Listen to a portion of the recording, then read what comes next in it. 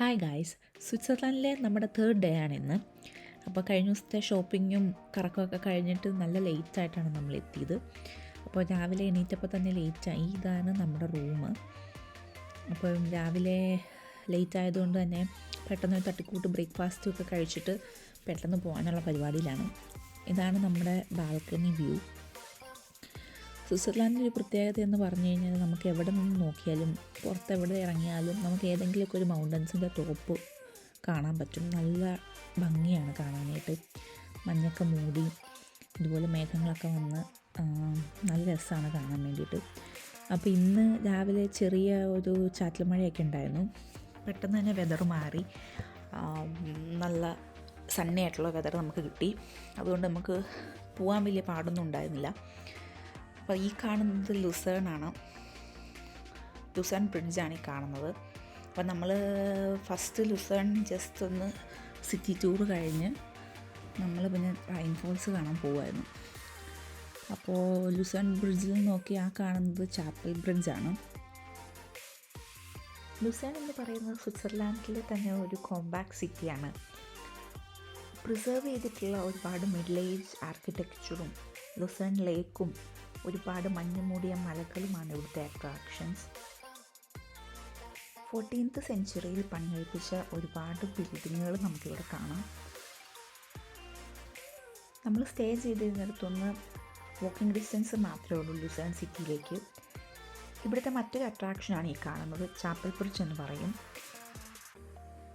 Swiss ലാംഗ്വേജിൽ ക്യാപ്പൽ ബ്രൂക്കെ എന്നും ഈ ബ്രിഡ്ജിനെ പറയാറുണ്ട്. 1333 പണി കഴിപ്പിച്ച ഈ ബ്രിഡ്ജ് ഓൾസ്റ്റാറ്റ് എന്ന പഴയ ടൗൺ, അതായത് ഓൾഡ് ടൗണിനെയും റൂസ് റിവറിനെയും തമ്മിൽ ബന്ധിപ്പിക്കുന്നതാണ്.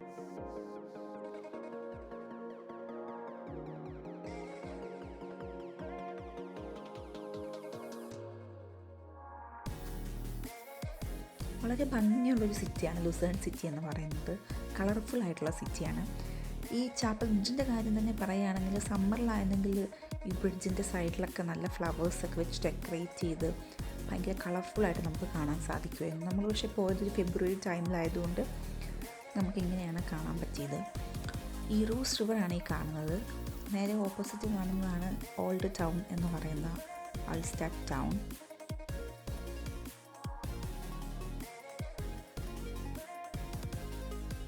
അപ്പം നമ്മൾ പതുക്കെ ബ്രിഡ്ജിൽ കയറാൻ പോവാണ്.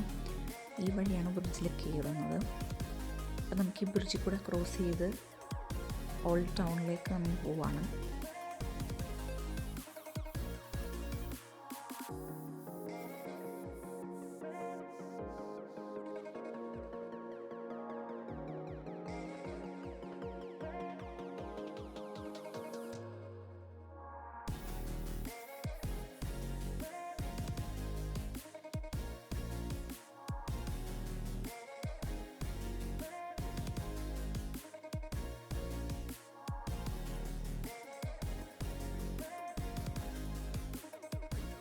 ഈ ബ്രിഡ്ജിൽ തന്നെ നമുക്ക് 2-3 സുവനീർ ഷോപ്പുകൾ കാണാം. അതിലൊന്നാണിത്.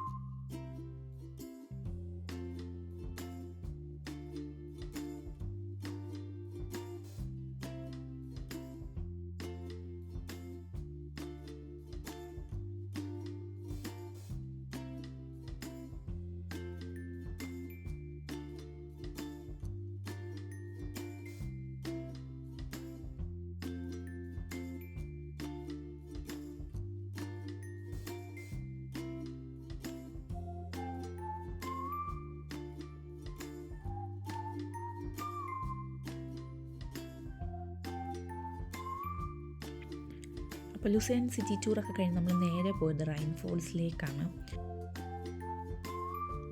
യൂറോപ്പിലെ തന്നെ largest and most powerful waterfalls ആണ് റൈൻ ഫോൾസ്. ഇത് സ്ഥിതി ചെയ്യുന്നത് subdivisions of Schaffhausen and സുറിച്ചിൻ്റെയും ബോർഡറിലാണ്. റൈൻ ഫോൾസിൻ്റെ ഹൈറ്റ് വരുന്നത് 23 മീറ്ററും ടോട്ടൽ വിഡ്ത്ത് വരുന്നത് 150 മീറ്ററുമാണ്. 250 മീറ്റർ ക്യൂബ് പെർ സെക്കൻഡാണ് ഇതിൻ്റെ ഒരു ആവറേജ് ഫ്ലോ റേറ്റ് എന്ന് പറയുന്നത്. പെർ പേഴ്സൺ റൈൻ ഫോൾസിൽ എൻട്രി ചെയ്യാനുള്ള റേറ്റ് എന്ന് പറയുന്നത് 5 സ്വിസ് ഫ്രാങ്ക് ആണ്.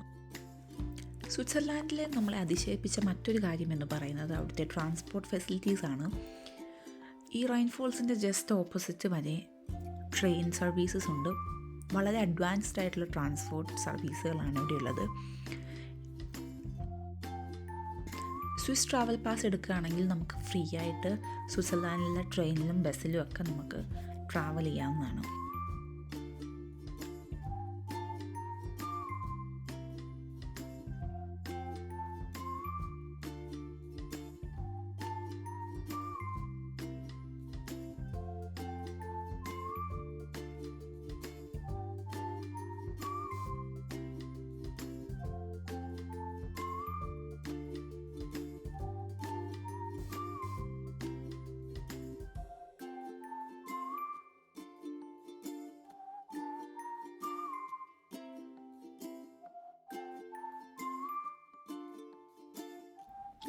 സ്വിറ്റ്സർലാൻഡിൽ വലുതും ചെറുതുമായ ഒരുപാട് വാട്ടർഫോൾസ് ഉണ്ടെങ്കിലും വിൻ്ററിലും സമ്മറിലും ഒരുപോലെ ഓപ്പൺ ആയിട്ടുള്ള വാട്ടർഫോൾ റൈൻ ഫോൾസ് മാത്രമാണ്.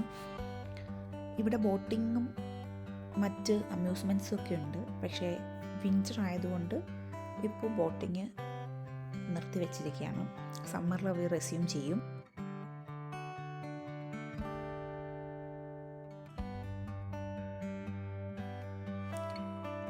നമ്മൾ 23 മീറ്റർ താഴേക്ക് പോവുകയാണ്. അപ്പോൾ ഒരുപാട് വഴികളുണ്ട് താഴേക്ക് പോകാൻ. അതിലൊന്നാണിത്.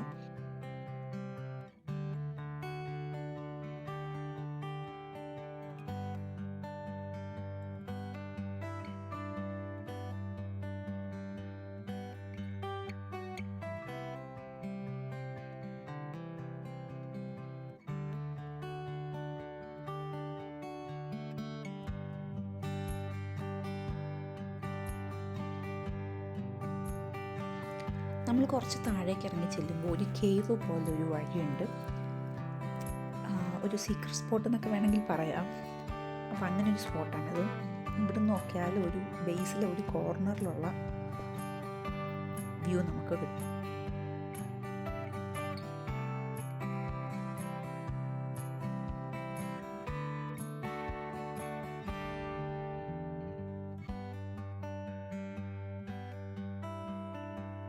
അപ്പോൾ ഞങ്ങളുടെ ഇന്നത്തെ പരിപാടികളൊക്കെ കഴിഞ്ഞു. റൈൻ ഫോൾസും ലുസേൺ സിറ്റി ടൂറൊക്കെ കഴിഞ്ഞ് നമ്മൾ തിരിച്ചു പോകാനുള്ള പരിപാടിയിലാണ്. ഇപ്പോൾ തന്നെ ഓൾറെഡി ഈവനിങ് ആയി. നാളെ രാവിലെ ഞങ്ങൾ ഇറ്റലിയിലേക്ക് പോവുകയാണ്. അവിടെ അമ്മയുണ്ട്. അപ്പം അമ്മയെ കാണാൻ വേണ്ടിയിട്ട് ഇറ്റലിയിലേക്ക് പോവുകയാണ്.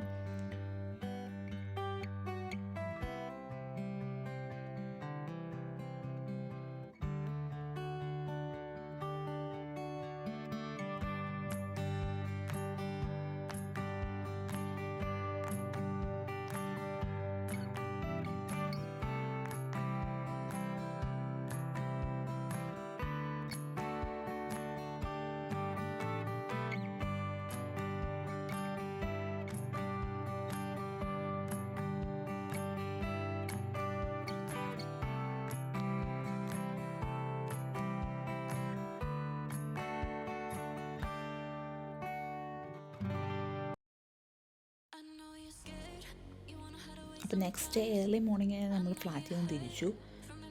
നമുക്ക് വണ്ടി റിട്ടേൺ ചെയ്തിട്ട് നമ്മൾ സുറ്റ്സ് HBന്ന് ട്രെയിൻ എടുത്തിട്ടാണ് ഇറ്റലിക്ക് പോകുന്നത്. സ്വിറ്റ്സർലാൻഡ് എന്ന് പറയുന്നത് വളരെ എക്സ്പെൻസീവ് ആയിട്ടുള്ള കൺട്രിയാണ്.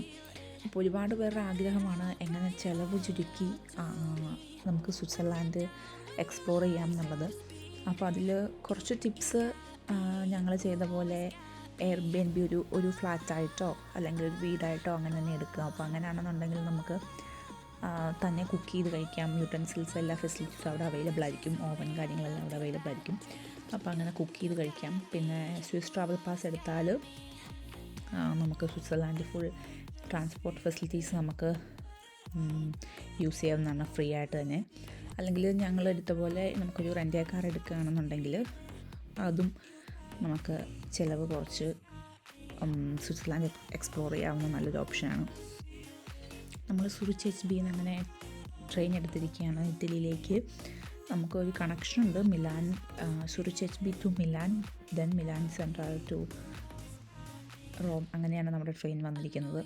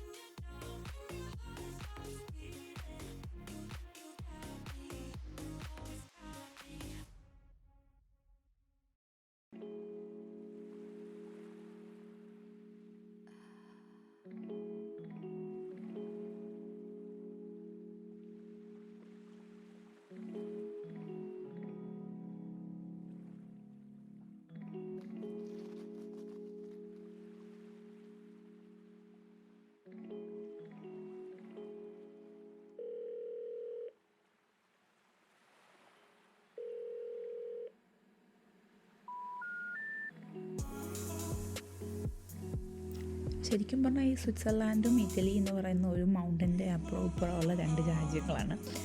നമുക്കത് ഡിഫറൻസ് കാണാൻ പറ്റും. ഇപ്പം നമ്മൾ റോമിലെത്തിയിരിക്കുകയാണ്, അതിൻ്റെ ഡിഫറൻസ് കാണാൻ പറ്റും. ആ ക്ലൈമറ്റ് ആയാലും ആ വ്യൂസ് ആയാലും നമുക്ക് ഡിഫറൻസ് കാണാൻ പറ്റും. അപ്പോൾ ഇറ്റലി റോമിലെ വിശേഷങ്ങളായിട്ട് നമുക്ക് അടുത്തൊരു വീഡിയോയിൽ കാണുന്നിടം വരെ ബൈ. Thank you.